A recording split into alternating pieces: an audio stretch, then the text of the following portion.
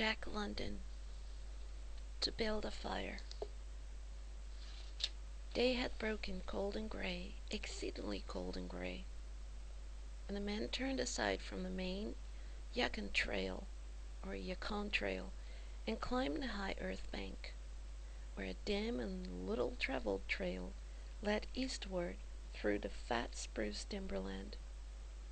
It was a steep bank, and he paused for breath at the top, excusing the act to himself by looking at his watch. It was 9 o'clock. There was no sun, nor hint of sun, though there was not a cloud in the sky. It was a clear day, and yet there seemed an untangible pall over the face of things, a subtle gloom that made the day dark, and that was due to the absence of sun. This fact did not worry the man. He was used to the lack of sun. It had been days since he had been in the sun, and he knew that a few more days must pass before that cheerful orb due south would just peep above the skyline and dip immediately from view. The man flung a look back along the way he had come. The Yukon lay a mile wide and hidden under 3 feet of ice.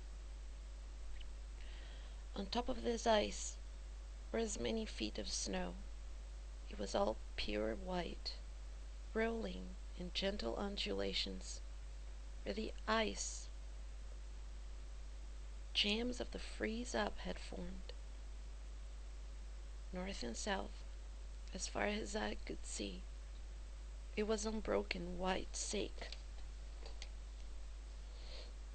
It was unbroken white, save for a dark hairline that curved and twisted from around the spruce-covered island to the south, and that curved and twisted away into the north, where it disappeared behind another spruce-covered island. This dark hairline was the trail, the main trail, that led south 500 miles to the Chilkoot Pass Daya, and salt water, and that led north 70 miles to Dawson, and still on to the north 1,000 miles to Nulato, and finally to St. Michael on Bering Sea, 1,000 miles and a half 1,000 more. But all this, the mysterious far-reaching hairline trail, the absence of sun from the sky, the tremendous cold, and the strangeness and weirdness of it all, made no impression on the man. It was not because he was long used to it. He was a newcomer in the land, a Chechaquo, and this was his first winter. The trouble with him was that he was without imagination.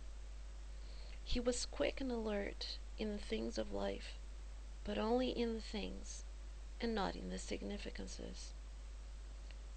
50 degrees below zero meant 80-odd degrees of frost. Such fact impressed him as being cold and uncomfortable, and that was all. It did not lead him to meditate upon his frailty as a creature of temperature, and upon man's frailty in general, able only to live within certain narrow limits of heat and cold, and from there on it did not lead him to the conjectural field of immortality and a man's place in the universe. 50 degrees below zero stood for a bite of frost that hurt, and that must be guarded against by the use of mittens, ear flaps, warm moccasins, and thick socks. 50 degrees below zero. That there should be anything more to it than that was a thought that never entered his head. As he turned to go on, he spat speculatively. There was a sharp, explosive crackle that startled him. He spat again and again in the air. Before it could fall to the snow, the spittle crackled. He knew that at 50 below, spittle crackled on the snow, but this spittle had crackled in the air. Undoubtedly, it was colder than 50 below. How much colder, he did not know. But the temperature did not matter. He was bound for the old claim on the left fork of Henderson Creek, where the boys were already. They had come across the divide from the Indian Creek country, while he had come the roundabout way to take a look at the possibilities of getting out logs in the spring from the islands in the Yukon. He would be into camp by 6 o'clock, a bit after dark. It was true, but the boys would be there.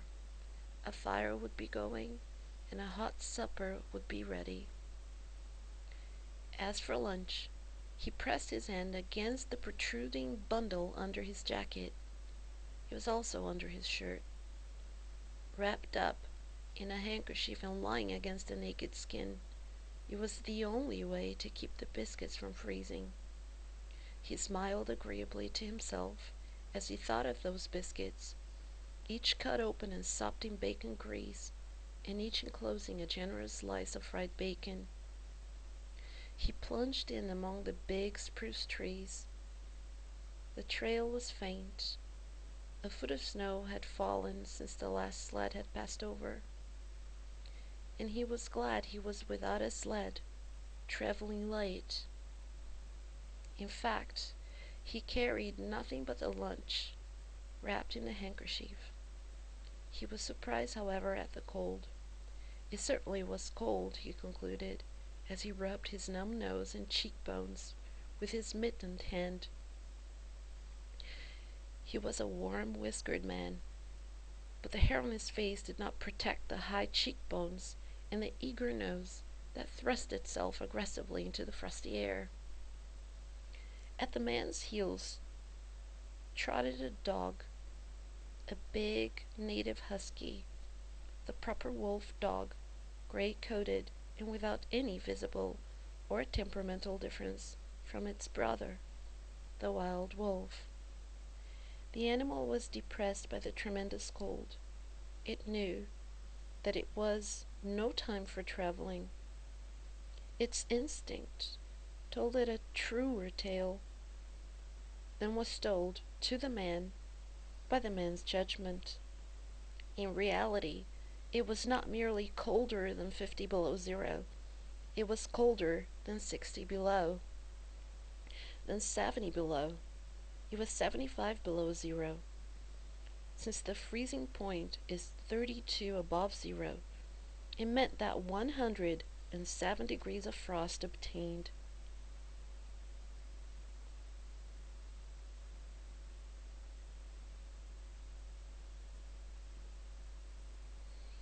It was 75 below zero. Since the freezing point is 32 above zero, it meant that 107 degrees of frost obtained. The dog did not know anything about thermometers.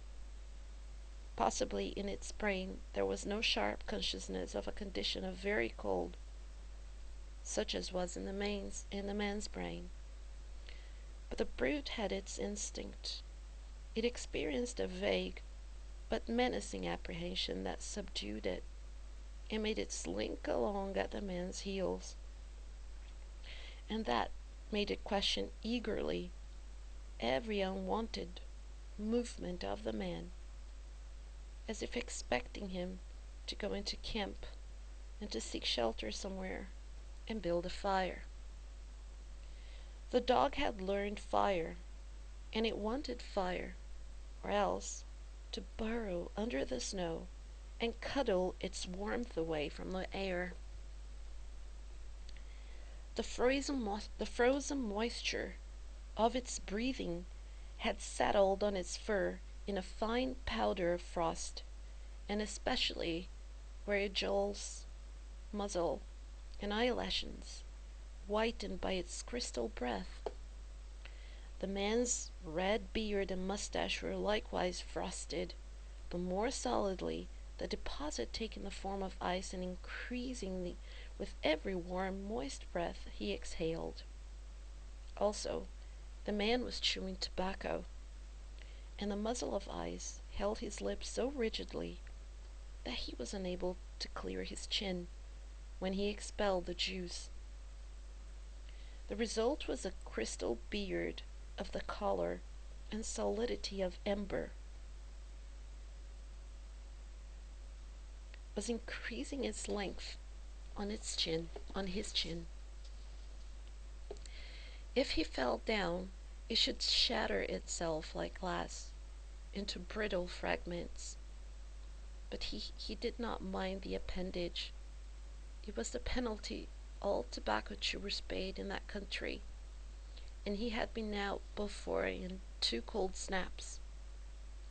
They had not been so cold as this, he knew, but by the spirit thermometer at 60 mile, he knew they had been registered at 50 below and at 55. He held on through the level stretch of woods for several miles, crossed a wide flat of niggerheads, and dropped down a bank to the frozen bed of a small stream. This was Henderson Creek, and he knew he was 10 miles from the forks. He looked at his watch. It was 10 o'clock. He was making 4 miles an hour, and he calculated that he would arrive at the forks at 12:30. He decided to celebrate that event by eating his lunch there. The dog dropped in again at his heels, with a tail drooping discouragement, as the man swung along the creek bed. The furrow of the old sled trail was plainly visible, but a dozen inches of snow covered up the marks of the last runners. In a month, no man had come up or down that silent creek. The man held steadily on. He was not much given to thinking, and just then, particularly, he had nothing to think about, save that he would eat lunch at the forks, and that at 6 o'clock he would be in camp with the boys. There was nobody to talk to, and had there been, speech would have been impossible because of the ice muzzle on his mouth. So he continued monotonously to chew tobacco and to increase the length of his amber beard. Once in a while, the thought reiterated itself that it was very cold, and that he had never experienced such cold. As he walked along, he rubbed his cheekbones and nose with the back of his mittened hand. He did this automatically, now and again changing hands. But rub as he would, the instant he stopped his cheekbones went numb, and the following instant the end of his nose went numb. He was sure to frost his cheeks, he knew that, and experienced a pang of regret that he had not devised a nose strap of the sort Bud wore in cold snaps. Such a strap passed across his cheeks as well, and saved them. But it didn't matter much, after all. What were frosted cheeks? A bit painful. That was all. They were never serious. Empty as the man's mind was of thoughts, he was keenly observant, and he noticed the changes in the creeks, the curves and bends and timber jams, and always he sharply noted where he placed his feet. Once coming round a bend, he shied abruptly, like a startled horse, curved away from the place, where he had been walking and retreated several paces back along the trail. The creek, he knew, was frozen clear to the bottom. No creek could obtain water in that Arctic winter. But he knew also that there were springs that bubbled out from the hillsides and ran along the snow and on top of the ice of the creek. He knew that the coldest snaps never froze these springs, and he knew likewise their danger. They were traps.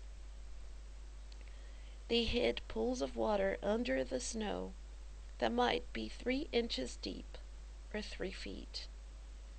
Sometimes a skin of ice half an inch thick covered them, and in turn was covered by the snow. Sometimes there were alternate layers of water and ice skin, so that when one broke through, he kept on breaking through for a while, sometimes wetting himself to the waist.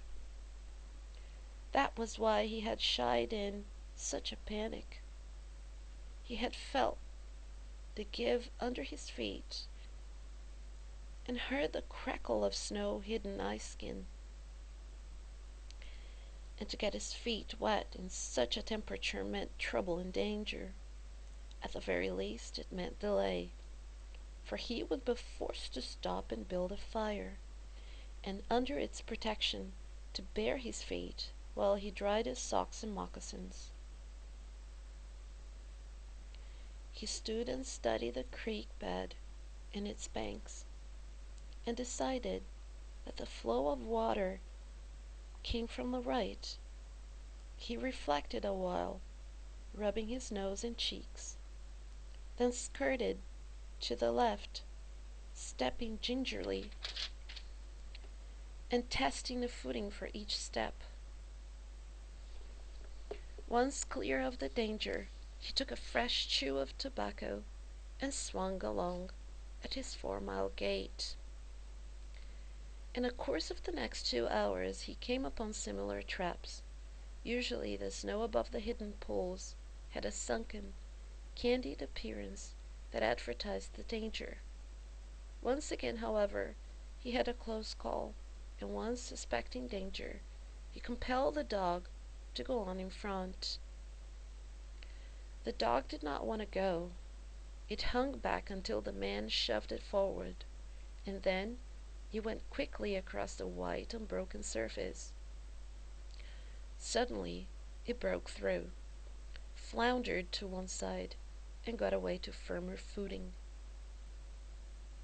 It had wet its 4 feet and legs, and almost immediately the water that clung to it turned to ice. It made quick efforts to lick the ice off its legs, then dropped down in the snow and began to bite out of the ice that had formed between the toes. This was a matter of instinct. To permit the ice to remain would mean sore feet.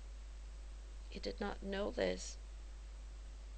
It merely obeyed the mysterious prompting that arose from the deep crypts of its being. But the man knew, having achieved a judgment on the subject, and he removed the mitten from his right hand and helped to tear out the ice particles. He did not expose his fingers more than a minute, and was astonished at the swift numbness that smote them. It certainly was cold. He pulled on the mitten hastily and beat the hand savagely across his chest.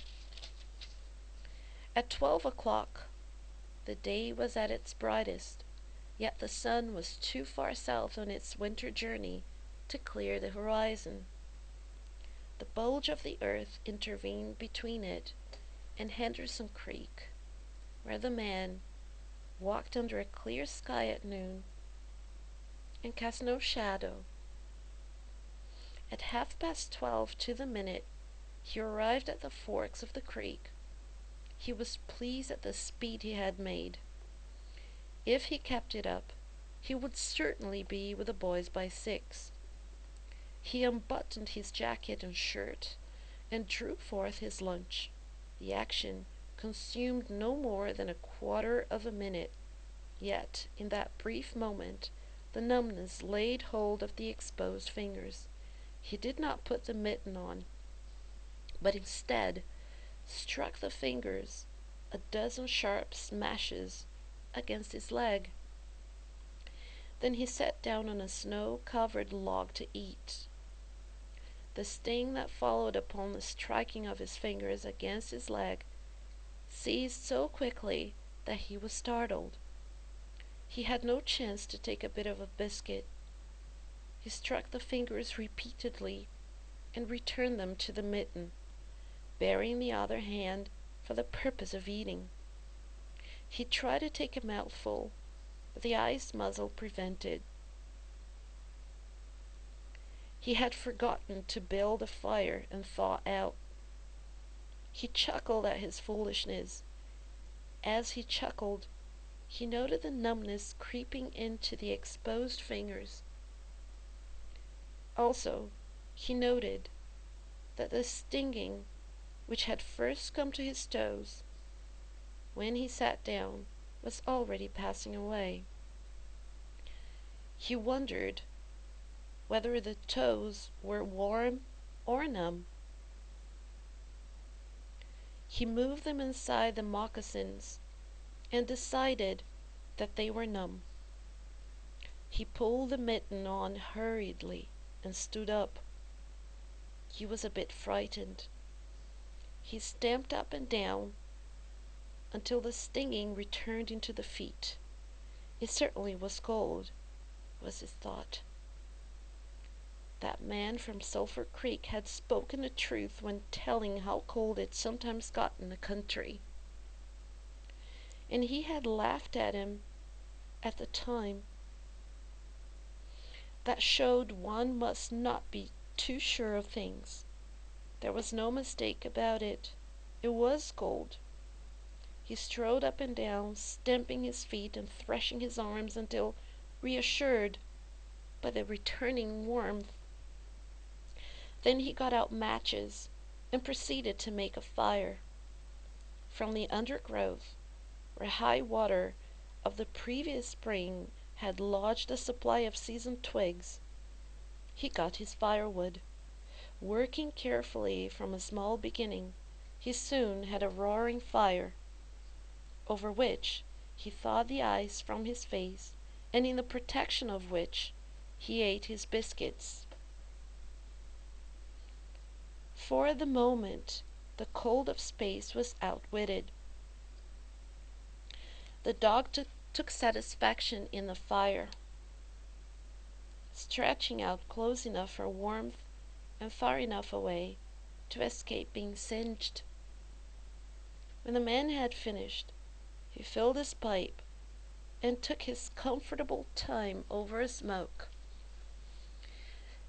Then he pulled on his mittens, settled the ear flaps of his cap firmly about his ears, and took the creek trail up to the left fork. The dog had disappeared. The dog was disappointed and yearned back towards the fire. The man did not know cold. Possibly all the generations of his ancestry had been ignorant of cold, of real cold, a cold 107 degrees below freezing point. But the dog knew. All its ancestry knew, and it had inherited the knowledge, and it knew that it was not good to walk abroad in such fearful cold. It was the time to lie snug in a hole in the snow and wait for a curtain of cloud to be drawn across the face of outer space whence this cold came.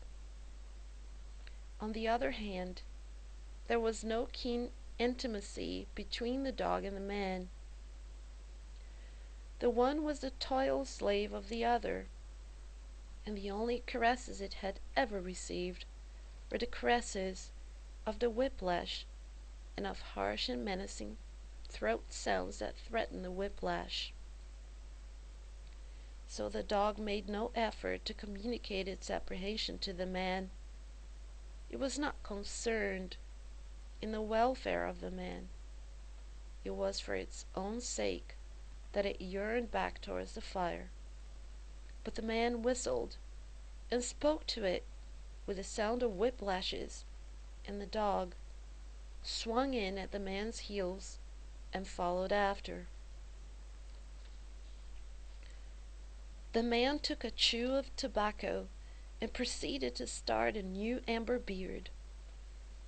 Also, his moist breath quickly powdered with white his mustache, eyebrows, and lashes. There did not seem to be so many springs on the left fork of the Henderson, and for half an hour the man saw no signs of any. And then it happened. At a place where there were no signs, where the soft, unbroken snow seemed to advertise solidity beneath, the man broke through. It was not deep. He went himself halfway to the knees before he floundered out to the firm crust. He was angry and cursed his luck aloud. He had hoped to get into camp with the boys at 6 o'clock, and this would delay him an hour, for he would have to build a fire and dry out his footgear. This was imperative. At that low temperature, he knew that much, and he turned aside to the bank, which he climbed. On top, tangled in the underbrush about the trunks of several small spruce trees, was a high-water deposit of dry firewood, sticks and twigs, principally, but also larger portions of seasoned branches and fine, dry, last year's grasses. He threw down several large pieces on top of the snow. This served for a foundation and prevented the young flame from drowning itself in the snow it otherwise would melt. The flame he got by touching a match to a small shred of birch bark that he took from his pocket. This burned even more readily than paper. Placing it on the foundation, he fed the young flame with wisps of dry grass and with the tiniest dry twigs. He worked slowly and carefully, keenly aware of his danger. Gradually, as the flame grew stronger, he increased the size of the twigs with which he fed it.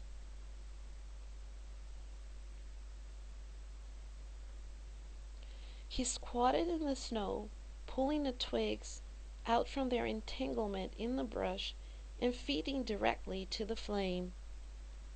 He knew there must be no failure. When it is 75 below zero, a man must not fail in his first attempt to build a fire. That is, if his feet are wet. If his feet are dry and he fails, he can only run along the trail for a half a mile and restore his circulation. But the circulation of wet and freezing feet cannot be restored by running when it is 75 below. No matter how fast he runs, the wet feet will freeze the harder. All this the man knew. The old-timer on Sulphur Creek had told him about it the previous fall, and now he was appreciating the advice. Already all sensation had gone out of his feet. To build a fire, he had been forced to remove his mittens, and the fingers had quickly gone numb. His pace of 4 miles an hour had kept his heart pumping blood to the surface of his body and to all extremities. But the instant he stopped, the action of the pump eased down. The cold of space smote the unprotected tip of the planet, and he, being that unprotected tip, received the full force of the blow.